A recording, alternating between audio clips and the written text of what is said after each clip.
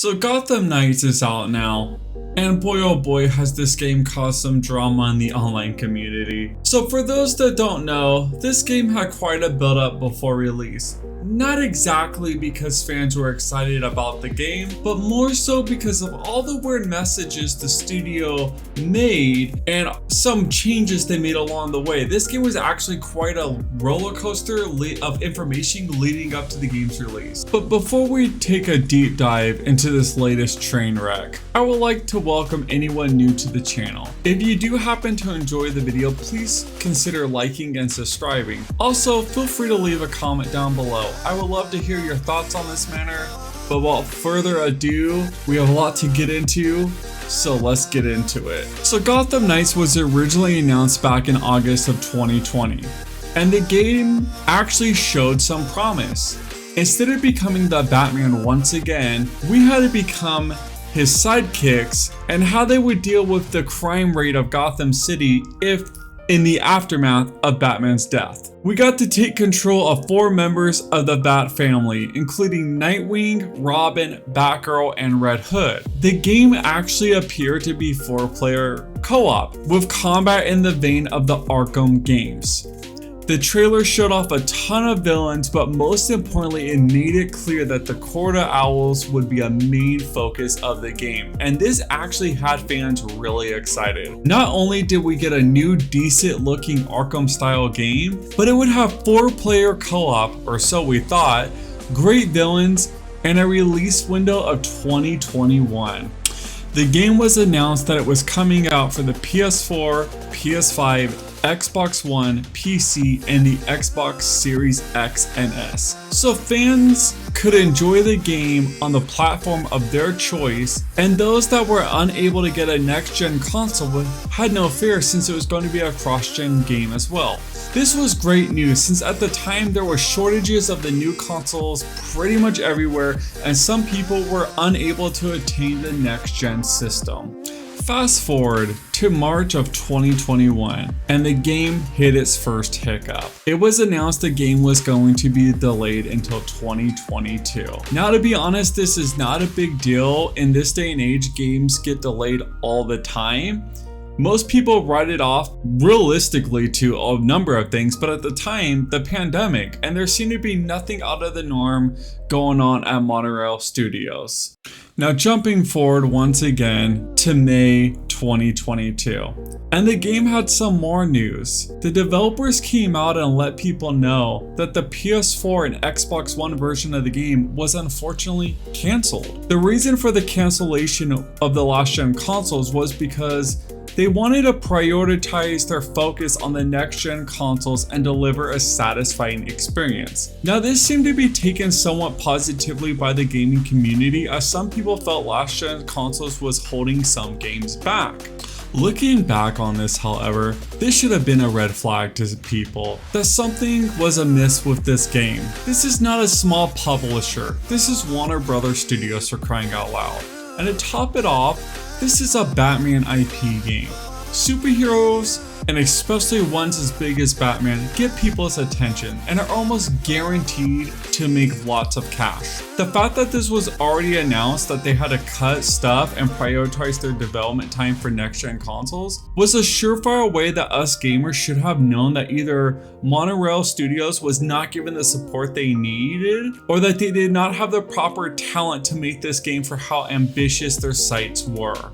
It was also around this time period that we got an extended gameplay trailer drop for Gotham Knights. And the game, to put it in short, looked floaty and sluggish. The Arkham games had an incredible combat formula, and in fact it set a new standard for a ton of games going forward. Gotham Knights seemed to have taken the same formula but had a much weaker version of it somehow. The punches seemed to have no weight to them, and the animations just simply seemed off. In fact, this combat reminded me something we would find in a MMO. Now, if this combat was showcased in a new City of Heroes style of games, then that would have been pretty cool. But for an Arkham game, it just looked weak and not exciting at all. But it was not all doom and gloom. There was actually one cool thing in that trailer, and I thought that was the gearing system.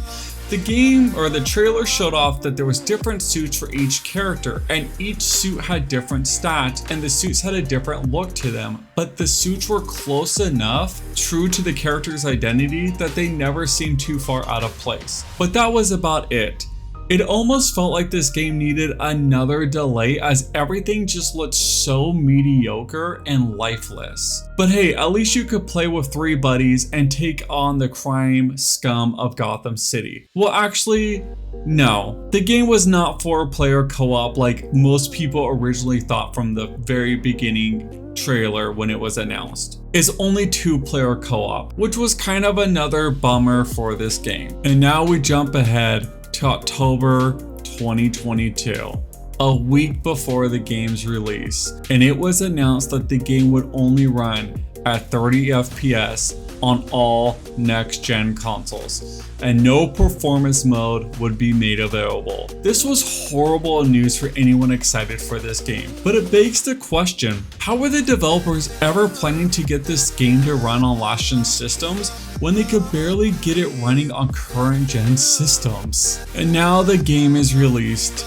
and it's not reviewing well at all. The game is plagued with frame rate drops. In fact, the game can drop into 25 frames at times. Gotham seems so lifeless and generic compared to the previous Arkham games. In fact, some people have already started making direct comparisons to Arkham Knight and this game.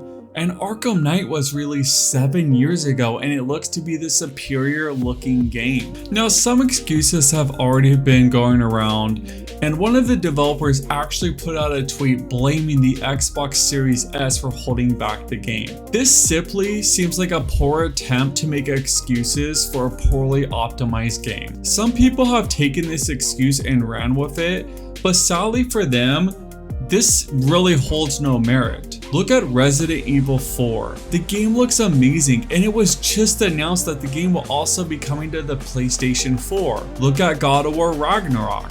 That is a cross-gen game, but it will also offer a ton of features and options for PlayStation 5 players so they could play the game and experience the game in the way that they would the way they want. But what's even more sad is the 30 frames a second, the unoptimization, the dip in frame rate would most likely really be forgiven by the vast majority of players if this game was fun and exciting and actually good. Gotham Knights is just another example of a game that seemed overly ambitious and tried to excite people, but ultimately turned out to be another disappointment. Honestly, I wish they would have just made the game have tethered co-op, or simply just be a single player experience and really focus on telling another exciting story within the Batman universe. Now this game will end up as another co-op game with a small player base, or just completely dead, and we'll all look back on this as another failed online looter co-op game.